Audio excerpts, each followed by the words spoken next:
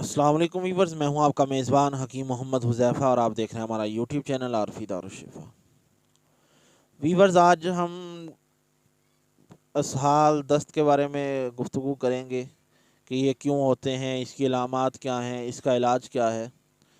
تو یہ اصل میں جو چھوٹی آنت جو ہے اس کے فعل کی خرابی کی وجہ سے یہ مرض لاحق ہو جاتا ہے۔ اسہال جو ہیں اس کے یہ جو اسباب ہے اس کے اندر تیز مسالوں والی غذا کا زیادہ استعمال، اسی طرح سڑی گلی غذا کا جو ہے استعمال، وہ بھی دست اسہال کے جو ہے باعث بنتا ہے، جس سے چھوٹی آنت کا جو ہے وہ فعل وہ خراب ہو جاتا ہے، اس کے اندر خرابی پیدا ہو جاتی ہے۔ اسی طرح جو ہے گوشت زیادہ کھانا، یہ بھی جو ہے اس کا ایک سبب ہے، اور اسی طرح جگر کی گرمی اور مسل وغیرہ لینا، یہ بھی اس کے اسباب میں سے شامل ہیں۔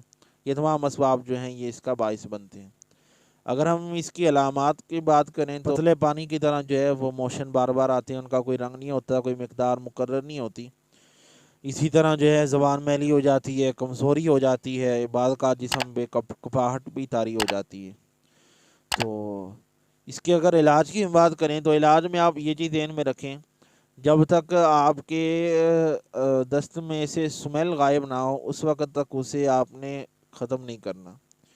وہ سمیل آتی ہے جو آپ کے معدے کے اندر غذا پڑی ہوتی ہے، سڑی پڑی ہوتی ہے، اس کو وہ خارج کر رہا ہوتا ہے، اور اس کو خارج ہونے دیں۔ اگر آپ کو لگ رہا ہے کہ آپ کے وہ دست میں سے سمیل آ رہی ہے تو آپ کو یہ ہلکا سا مسل جو ہے اپنے معالج کے مشورے سے استعمال کریں، جس کے اندر جو ہے انجیر ہے، 2-3 دانے انجیر کے، وہ آپ دودھ میں ابال کر استعمال کر لیں۔ کوئی اسٹائل جو ہے وہ آپ استعمال کر لیں، دودھ میں ڈال کے، کسی معالج کے مشورے سے استعمال کریں، ویسے استعمال نہ کریں، تو اچھی طرح سے وہ معدہ صاف ہو جائے گا۔ جب معدہ صاف ہو جائے اس کے بعد آپ میڈیسن یوز کر سکتے ہیں۔ اس کے لیے جو ہے بازار سے ایک سیرپ بھی مل جاتا ہے، شربت حب الاس کے نام سے، وہ آپ استعمال کر سکتے ہیں۔ اور عارفی دارالشفا کا اکسیر پیچس ہے، وہ آپ منگوا کے گھر میں رکھیں، اس مشکل وقت میں کام آتا ہے، فوری طور پہ جو ہے پیچس کو، اسہال کو روکتا ہے، یہ آپ استعمال کر سکتے ہیں۔ اور اسی طرح سے چھوٹی ہرڑ جو ہے اس کو آپ بریاں کر لیں، توے کے اوپر بریاں کر کے پاؤڈر بنا کے اپنے پاس رکھ لیں۔